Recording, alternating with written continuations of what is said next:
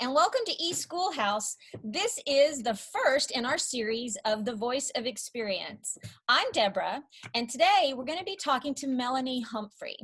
Melanie recently retired from teaching physical education in the public schools. She's still a teacher. She's now pursuing her love of teaching yoga to adults. She's very good at it. While teaching elementary children, Melanie developed some very important skills that she's going to share with you today. Ways of encouraging children to really get out there and move their bodies, whether they're athletic or not. Welcome, Melanie. Hi, Deborah. Thanks for having me today. Oh, you're welcome. You're welcome. Well, first of all, tell us about why you chose to teach physical education.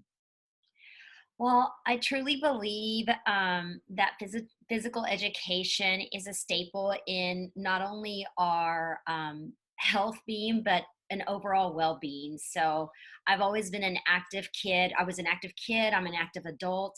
And it's just something that has always been a passion of mine to stay active, not necessarily to be a certain shape, just to be healthy and happy and motivated in that capacity through wellness.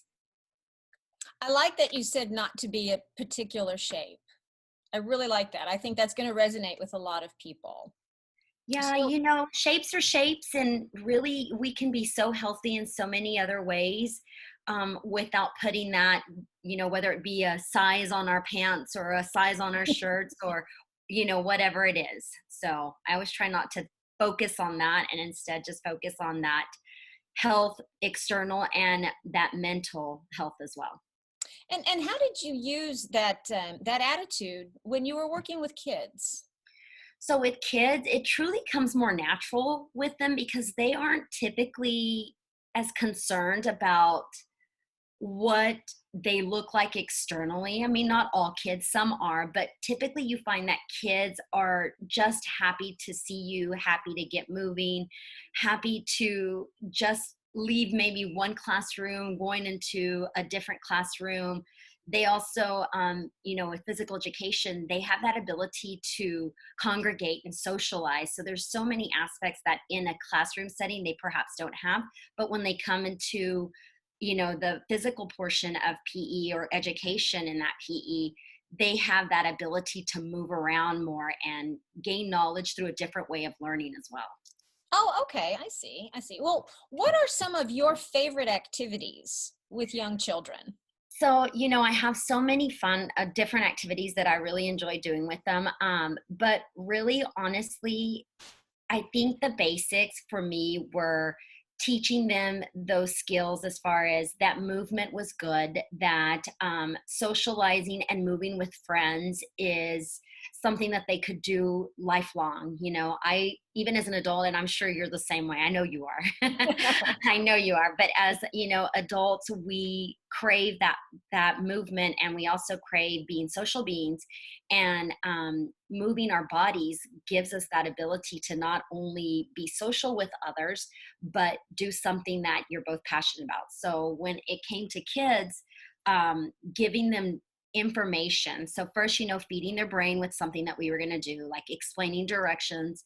And as you know, kids learn differently. So a few things that we did when I taught was, not only did we verbally explain what was going to happen in a game that we were playing, but we also demonstrated like what was going to occur. And then there were times when we also had maybe a drawing where we were able to put something up on a screen and let kids visually see it that way.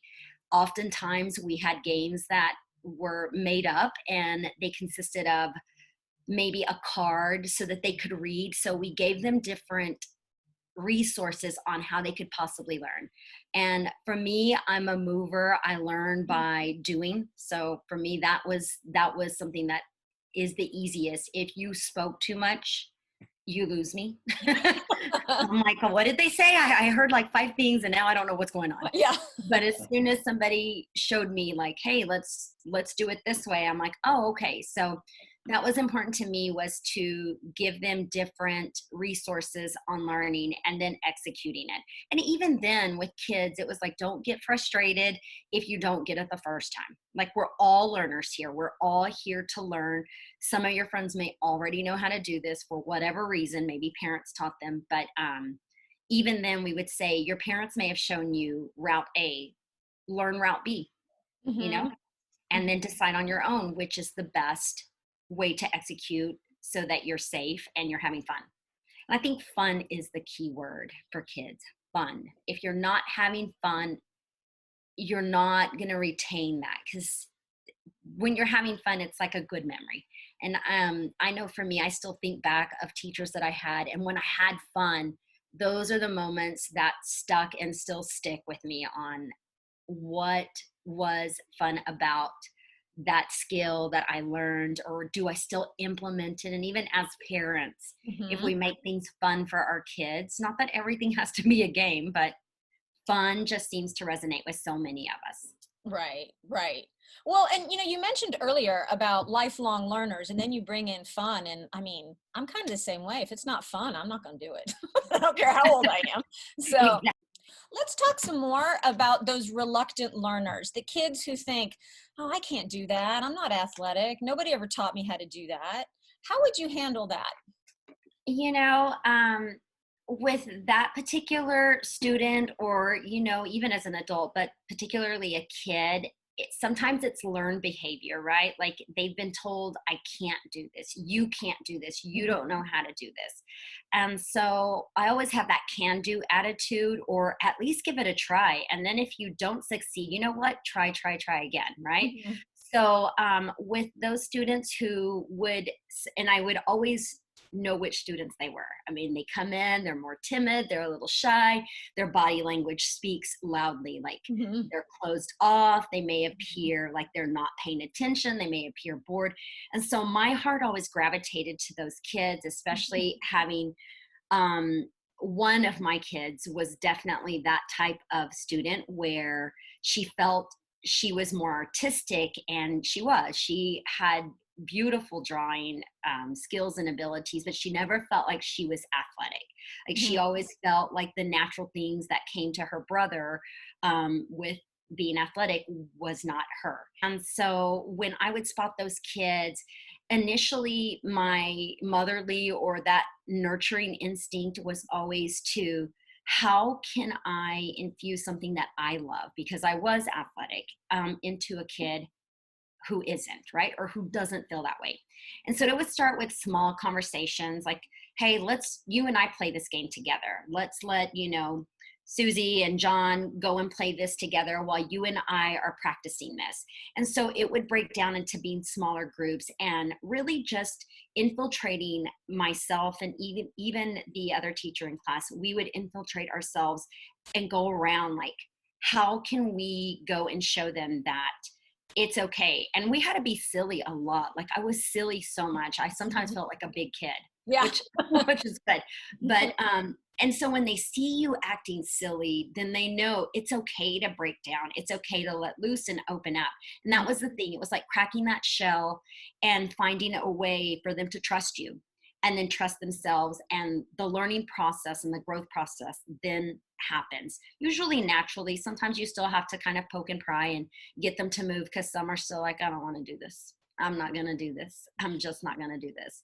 And there were things that we would definitely say, like, sometimes there weren't options, because it was something that was necessary. You Yeah. had to move, you had to do this, and there weren't options. So they usually knew the consequences of not wanting to participate, which they would prefer to participate than Yeah. not. Yeah.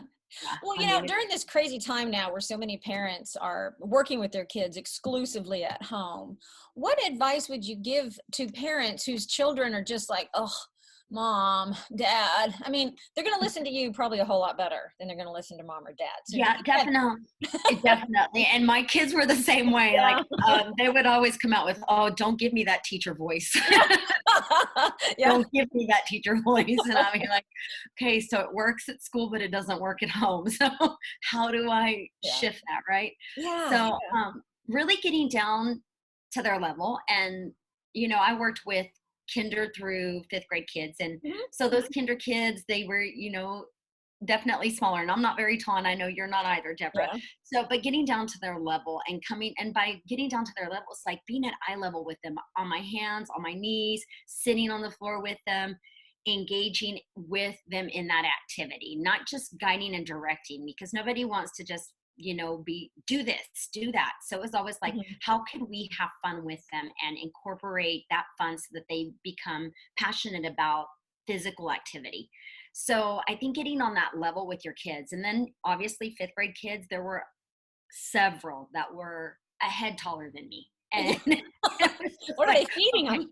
I don't know, but sometimes I would have to be like, okay, let's just sit on the floor because I can't see, like, I'm not even eye level with you. Right. So that was it. And just really coming down to their level and listening. Sometimes you have to listen, as teachers, we consistently speak, we're giving information, and we oftentimes, and I was guilty with my kids with this, we forget to listen. They will tell us what they need, what they want, and how they can learn if we just stop and listen. So being a good listener is also a great way to learn how to teach. So I do ask a lot of open-ended questions. What do you think about this? How can we make this better? What was different about my way of teaching and your way of learning? Like, what didn't make sense to you? I think I use that word so many times, that phrase. What didn't make sense to you? Yeah. I like that. I would always ask, what didn't make sense to you, or does that make sense? Does that make sense? And sometimes you'd see like confused eyes still going like, I think so. Like, okay, let's pause. What didn't make sense? What did you understand? And what don't you understand? And sometimes it's helpful to just ask them to reflect back. So what did you hear me say? Now you repeat the instructions, so that way I know that you got it, or so I know what I need to, make easier for you to understand. Yes, exactly. So, yeah, nice. Well, thank you. Yeah.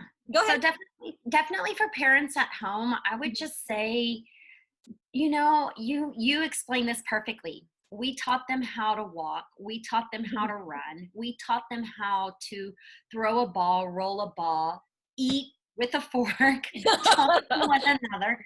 It's the same thing. You're just applying it on a different scale as far as what content you're providing.